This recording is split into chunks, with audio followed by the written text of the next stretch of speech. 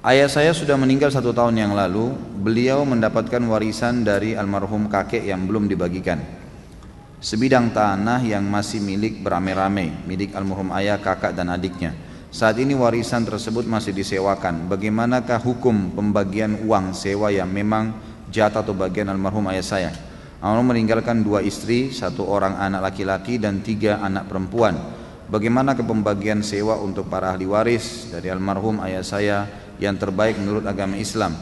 Tentu ini masalah penting ya. Ada hal-hal yang mendasar bagi orang yang meninggal harus segera dilakukan. Yang pertama, memandikan, mengurus jenazah dan mensolatinya. Kembali kepada hadis Nabi SAW yang sahih riwayat Imam Ahmad yang berbunyi, ikramul mayyit dafnuhu, penghormatan dan penghargaan terhadap jenazah, segera mengurus jenazah dan memakamkannya. Jadi maksud dalamnya adalah memandikan, ya, kemudian mensolatinya dan menguburkannya. Yang kedua adalah menjalankan wasiatnya. Karena Allah SWT mengatakan min ba'di wasiyatin tusuna biha audain. Setelah orang meninggal, maka yang paling pertama setelah diurus jenazahnya adalah wasiatnya. Ada wasiat nggak dia tinggalkan? Misal tanah ini saya wakafin buat pesantren ini misalnya, gitu kan? Yang ketiga membayar utangnya. Dan yang keempat, ya, membagi warisannya. Ini harus dilakukan. Jadi perilaku yang keliru adalah kalau ada orang mati nggak dibagi warisan, itu nggak boleh, teman-teman sekalian. Ini sudah pernah saya jelaskan. Nggak boleh nggak dibagi warisan, harus dibagi. Baik, ayah saya meninggal Ustaz, punya 1 rumah, ibu saya masih tinggal di situ.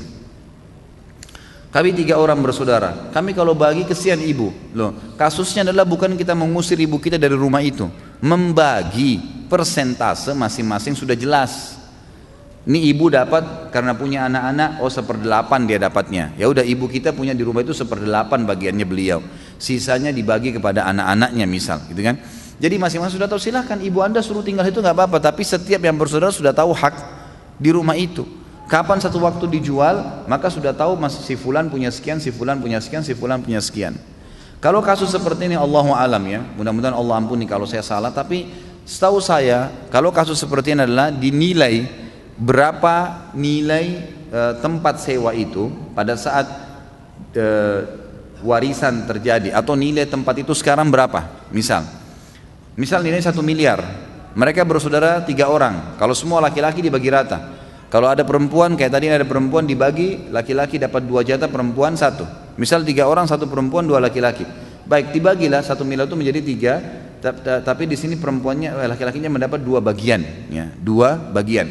Setelah dibagi, maka hak warisan si ayah ini itu dibagi kepada ahli warisnya lagi, ya, dibagi kepada ahli warisnya, anak-anaknya, istrinya dibagiin.